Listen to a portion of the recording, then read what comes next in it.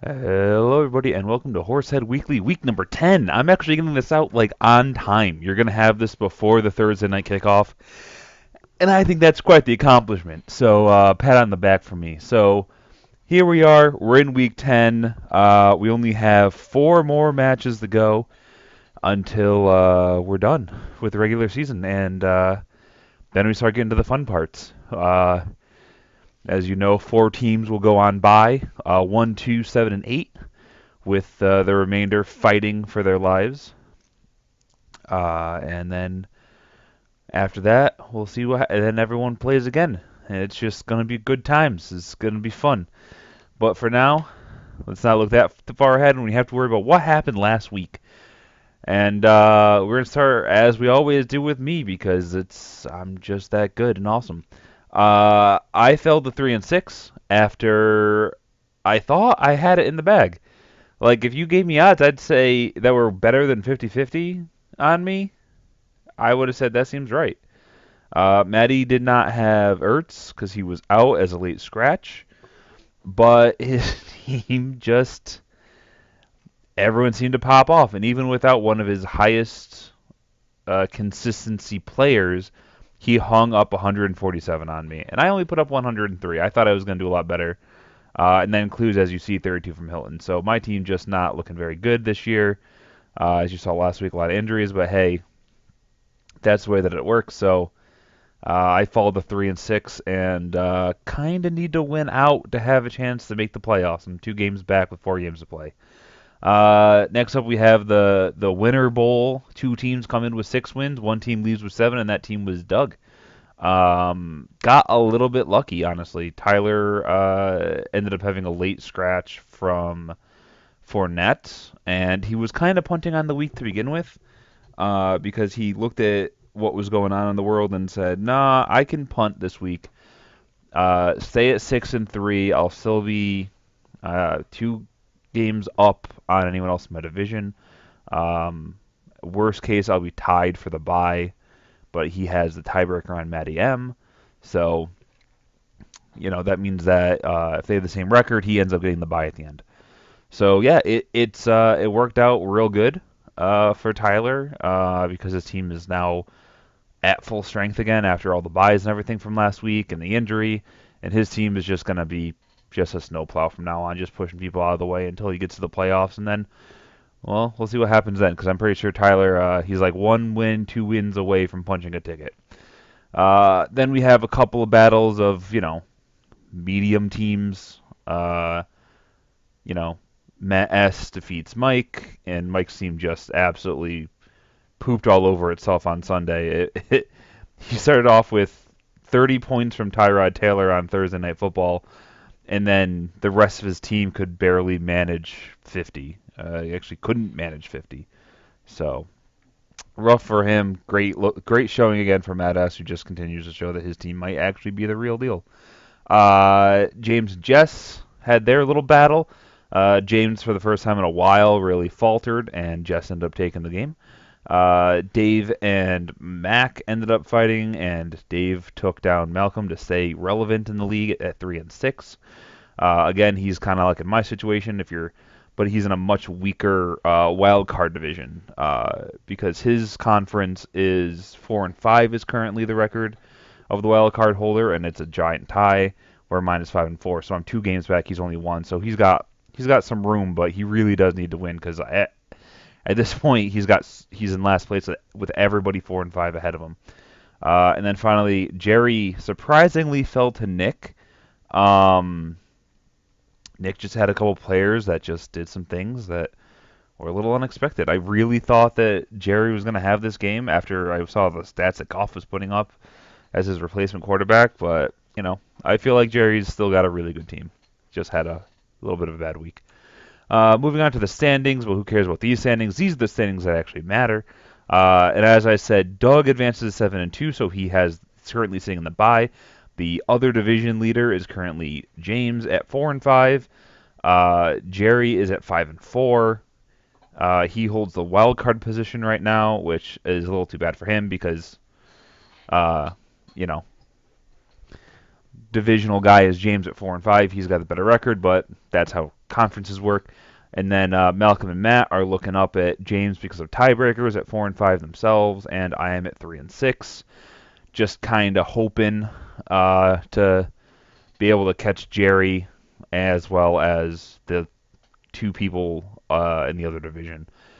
And in the NFC, we have Tyler at 6-3, Matt M at 6-3. So those guys are now tied. Tyler does own the tiebreakers, as I said earlier. So he is looking to he's going to hold Matt off for the bye for this week. And in the wild card position, we have Mike, who I believe currently owns the tiebreakers. And we have Nick and Jess both sitting just on the outside looking in. And one game back, we have Dave. No one eliminated from anything yet. I have to win out. Doug has to lose out. And Jerry has to lose a game to somebody not named Doug as well. So that's a lot that has to go right for me to be able to get the bye. But I can get the bye. That's entirely possible right now, mathematically. Realistically, I'm 4 games back with 4 to play, so I'm the first elimination, not from making the winners bracket, but just from something, will probably be myself after this week if I either lose to Dave or Doug wins. Either one of those, and I am out of the bye, which to be expected. I'm 3-6. I'm not broken up about it. Moving on, we have the Eliminator, and wow-wee zowie, I did not expect it to go this way. I kind of tried to balance the number of strikes so that around, week 5, week 6, would be the first week with 3, and we'd have a week of 3, and then we go down to 2, and we kind of like play. No, you guys are playing hard mode. Y'all just going crazy out there. No one eliminated last week, so it means 2 strikes to Matt S., 2 strikes to Doug, 2 strikes to Jerry, 2 strikes to Tyler. All y'all got 2 strikes. You're the final 4, and that means it's simple. Week 10, bottom 2 are out. Final 2 move on. Winner take all match in week 11. And then it's it. The Eliminator is over. After week 11, you'll know if you have your $50 or if you're going home broke. And at that point, you know what? Cool. Then we just kind of move on. You got week 12 and week 13, which are divisional matches for most people, as well as the fact that they are going to be very pivotal for playoffs and seeding and buys and all kinds of other fun nonsense. So I'm really looking forward to the way that the Eliminator is going to shake out, because it's gonna end right before the 2 crazy weeks of everyone caring about, everyone's gonna be caring about other stuff at that point. Let's be real. After week 11, it's 2 weeks to go to the playoffs. Everyone's gonna be like, okay, what are my tiebreakers? What are my scenarios? And I'm gonna have to spend a lot more time on that. It'll be nice having the Eliminator over with.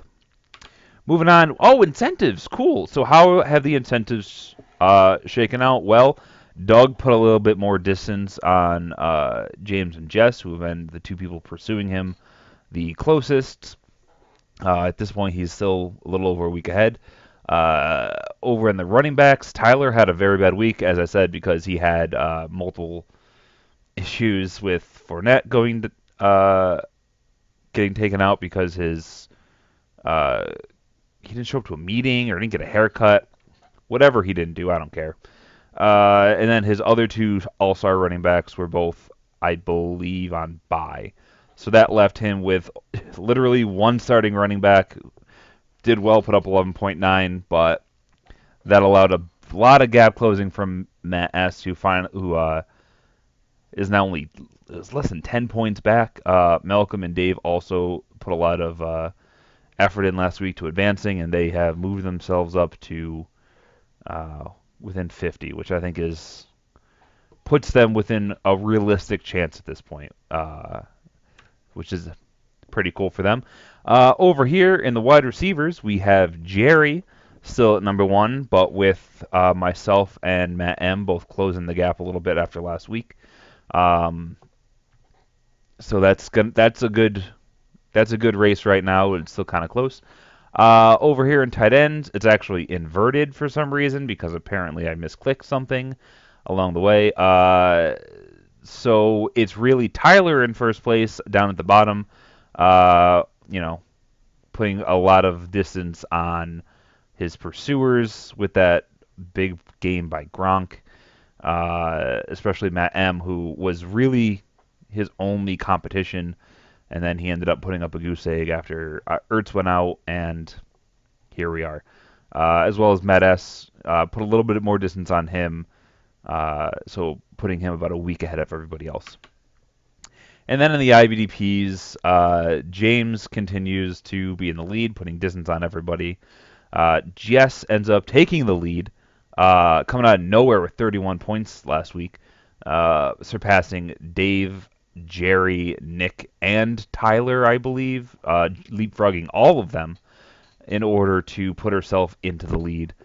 So she is the one everyone's now looking up on, with Dave and Jerry both being the two that are closest, with Nick and Tyler both being within striking distance.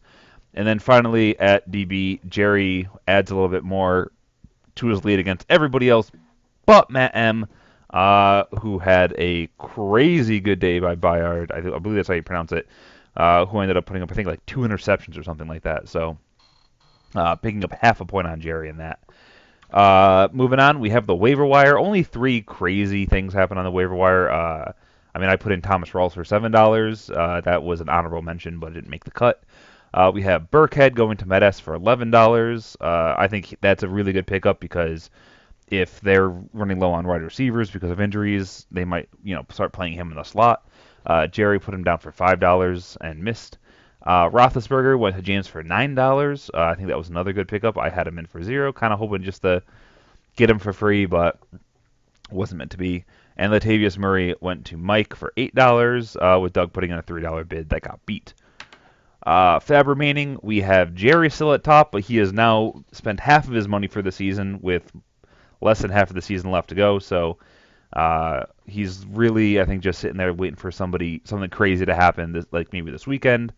Somebody goes down that no one's expecting to go down, like a running back, or something crazy happens. Some guy comes out of nowhere and says, "Hey, I'm the best player in football rest of the season." He can just drop $45 on it and get him. Jess and Doug are both in the over 30 club, and then a bunch of people in the middle with still Medium at $1, and Nick spent his $1. Don't know on who, but he's down to 0. Rest of season rankings are broken. I'm away from my office because I took the week off to do repairs around the house. Old houses are very in need of repairs and help, and that's what I'm working on right now. So I ended up having a broken spreadsheet. My apologies. And the trade analysis is also coming next week because there's a lot. You guys did a lot of trading this year. I did a lot of trading too, but less than I wanted to. But here we are. This week's rankings are the PAX edition. PAX badges went on sale today and are probably all sold out by now. So sorry to say that to everybody. And we're going to start off with the bottom class, which is the PAX Pox. So remember, PAX attendees, sanitize before you socialize. Avoid the PAX Pox. Very important. Very, very important. And we start off with myself. Still in last. Still deserve it. I don't know what else to say. My team's kind of looking like hot garbage at this point. I thought, hey, Alex Collins, he's going to be great now after that Miami game. Put up 40 yards, I guess, or something like that. Doug Martin, I was like, man, this team's finally going to turn the corner. They were garbage. He ended up getting benched for some random dude who ended up playing Dees. I feel like that was more of a, hey, idiot, get your head out of the clouds and actually put in the work and let's go, more than it was him just being that bad. But hey, maybe he lost his job and now I'm just going to hate myself. Couple beacons of light in T.Y. Hilton and Jay Ajayi, but hey, who knows? I don't. So good luck us. Good luck us, team. Let's go win some football. Right? Maybe. Dave. So the issue here is, and spoilers, the next 2 are Dave and Jess. I want to move them up, but I am having trouble justifying them leapfrogging somebody else. I like their teams. I like what they're doing. It's just I can't move them up yet. They both have very powerful teams, though. I mean, if Peterson keeps doing what he's doing, I mean, Kamara's looked great. Drew Brees is still Drew Brees. I mean, I can go through the list of players and tell them how great they are, but also how worried I am about them. But when you look at like Dave's team, and then I'm going to move on to Jess as well, they also have a bunch of question marks, but they also have a bunch of great players, and I'm just kind of torn right now. I'm not sure how I want to handle the situation with them. I feel like they should definitely be moved up, but I'm having trouble justifying moving them up over other teams because the other teams have been more consistent for longer, when these two teams really the last 2 weeks have come on. Now, if they do it again next week, and they both go out and put up 120 again, I have to move them up, and I will find a way to move them up. I will move people underneath them. Maybe moving on to Mike. Maybe Mike deserves it. His team was literally two players last week. He got 60 points from Tyrod Taylor and Robert Woods. I'm not sure if he started Robert Woods or not, but I mean, everybody else was under 10 points, many people under 5. Yeah, he had Antonio Brown on a bye, but I don't know. His team, the wheels might be coming off on it, so I'm not entirely sure how much faith I want to invest in him, which is why I knocked him down 2 more points and into this bottom tier.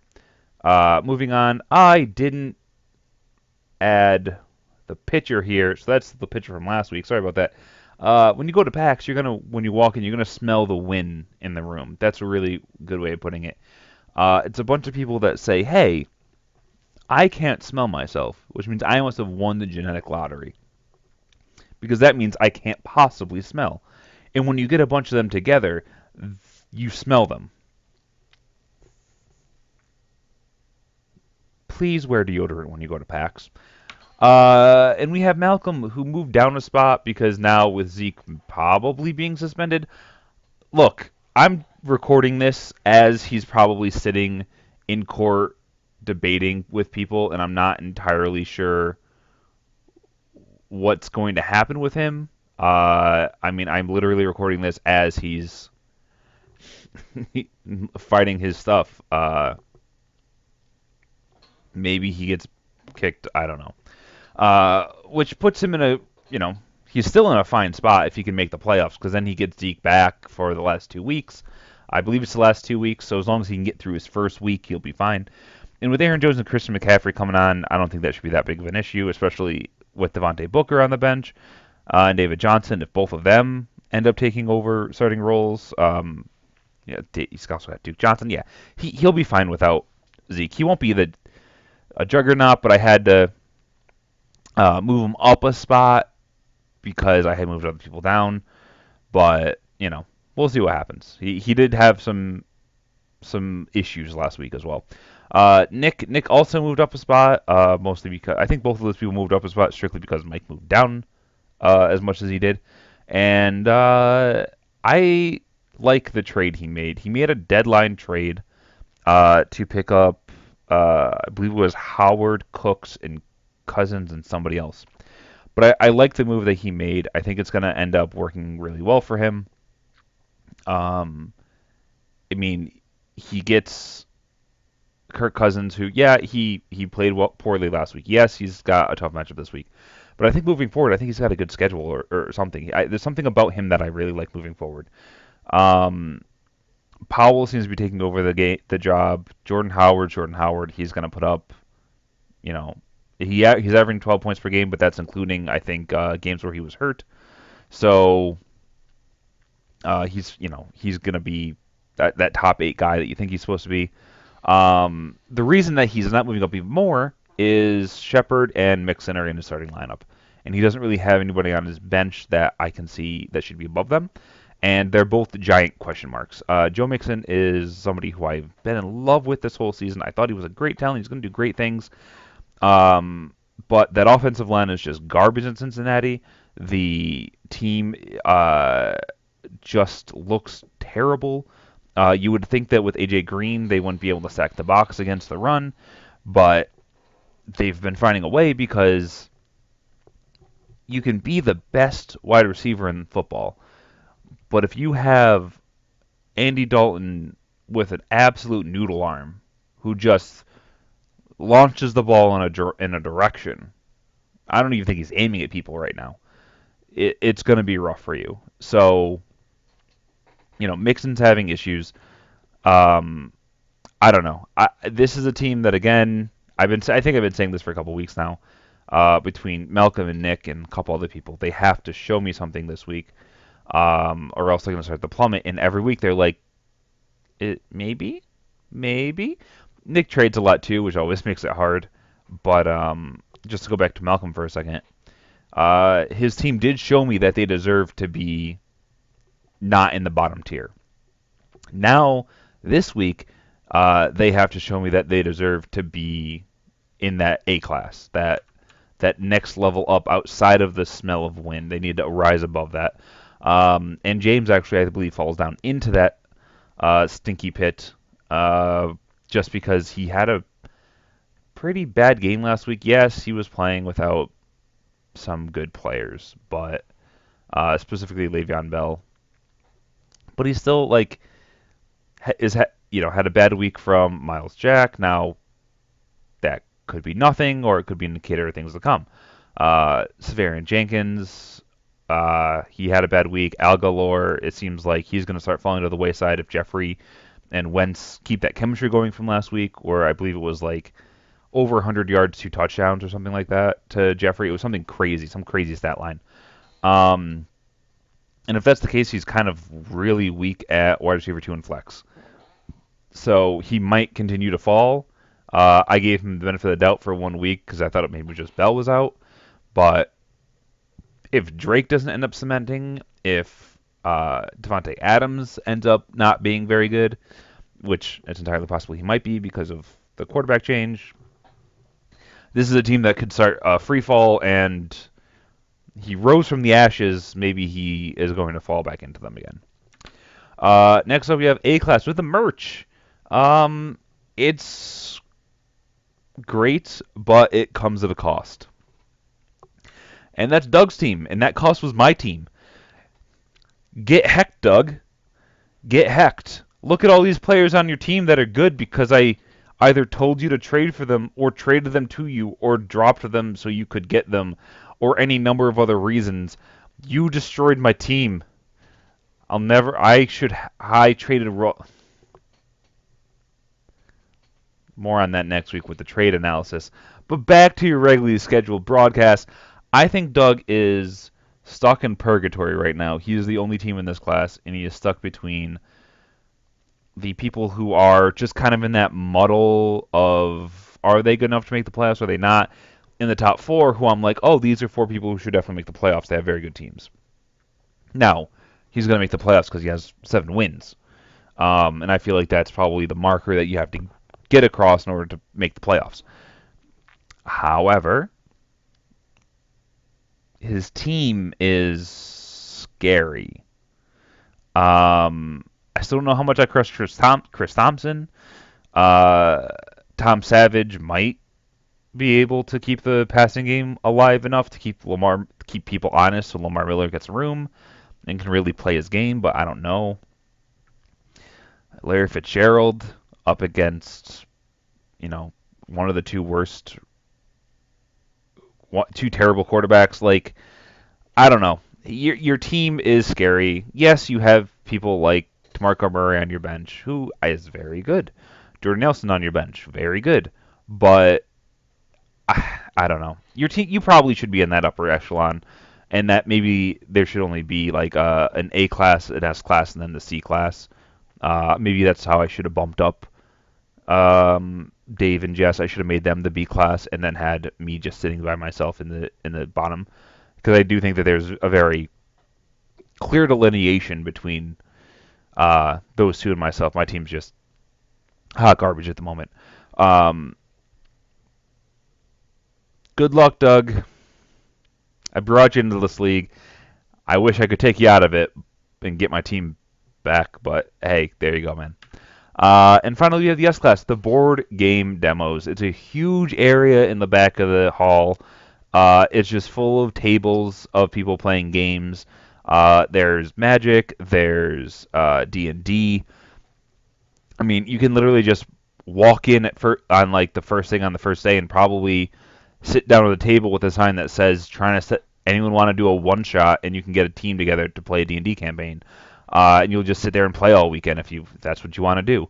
But there's also people who show up with board games that they just came out with, and they're not even out on shelves yet, but they want to do game demos. And you're using, pieces of paper that they cut out and stuff like that. It's a really cool area because of those people especially. That's who I love. The people who are like, I invented a board game. I would like to play test it. Would you like to play test it? That's just a good time for me. And you meet some really cool people. You have a good time. Go and enjoy that. It's better than all the. Yeah, the panels are great. Yeah, the watching all the new video games and demoing them and everything like that. That's cool too. But this is what I'm about. And moving on, we have Jerry who fell to second, and then fell to fourth. Ugh. Honestly, it's just it's not that bad. It was more other people moving ahead of you, Jerry. It wasn't your team is worse than it was before. Your team is still just rock solid through and through. Once you get Crabtree back after this week, there's not really a hole in your lineup besides your flex, which I'm sure you can find somebody off of waivers or just plug in Ted Ginn because Ted Ginn's been pretty great this year. Just because I don't really trust Matt Forte. I feel like he's either going to explode or retire in the next 2 or 3 weeks. That's just my feelings on the subject. But yeah, solid team through and through. And if you want to ride Jared Goff, which again you should do this week because Houston's just terrible on defense, maybe you can get another 31 points out of him. Maybe you traded away Marcus Mariota, picked up Jared Goff, and now Goff is going to be the person who takes you through to the championship game. And I'm going to be sitting at home with Mariota. That's entirely possible. And that's not me saying that because I'm bitter that you trade me Mariota. I think Mariota is going to be great. I think he's going to turn around. I'm very high on him. I think he's going to be better than Goff rest of the season. But it's also entirely within the possibility that with as high-powered as that offense is, just coming out of nowhere, I could definitely see Jared Goff being the type of quarterback that puts up 20 to 25 points every single week moving forward, and you're going to just be able to ride him to victory, and you're going to do some real good stuff with that. And you still have the best defense in the league. You have McCoy and Freeman as your 1-2 and running back, and Hopkins and Crabtree as your 1-2 at wide receiver. Brait's broken out this season. I don't know what to tell you, dude. Your team's great. Don't be upset that you moved down to fourth. In third, we have Matt S. He moves up into the top tier and leapfrogs because of, I think, Kelvin Benjamin got a big upgrade moving into Buffalo. And the rest of his team's just playing really, really great. Now, he has got a bunch of people on bye this week, but coming out next week, he's got Woodhead, who could come off of IR and start wrecking people.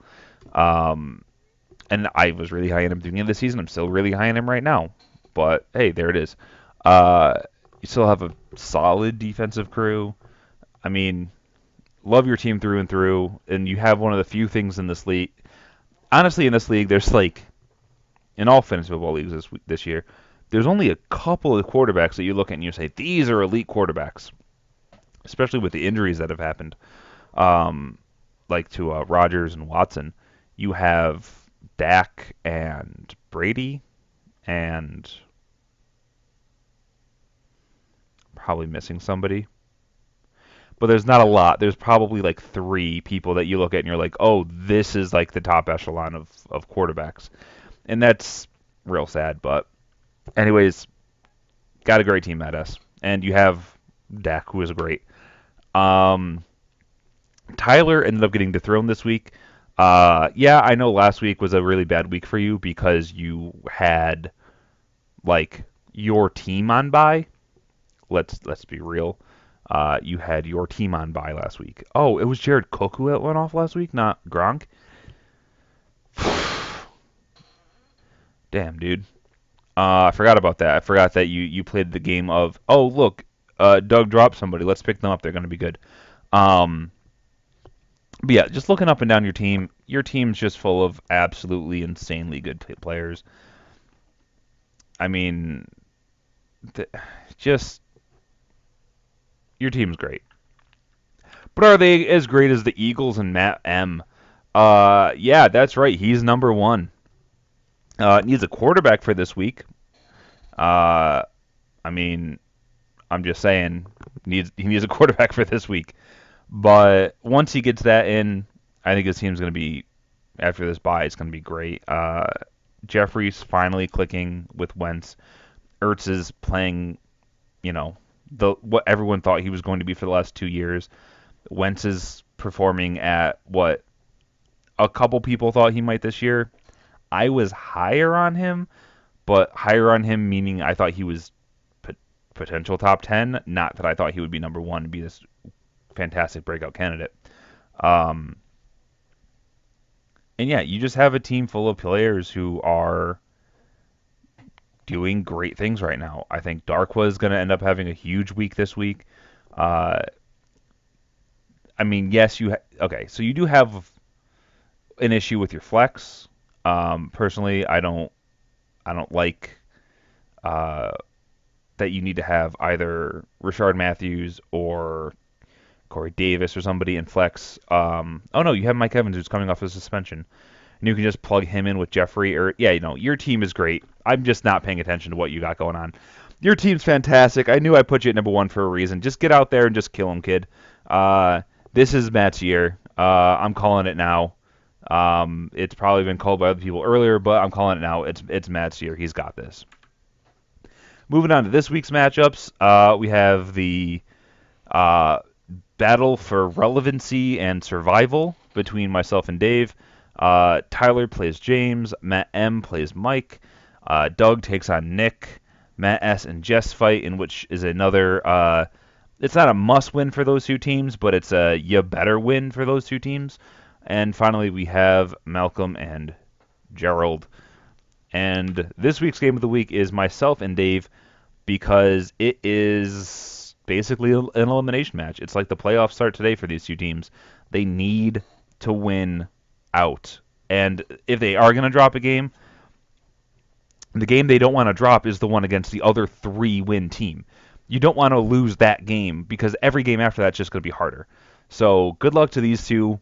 Hopefully I die in a fire this week, but, best of luck to everybody.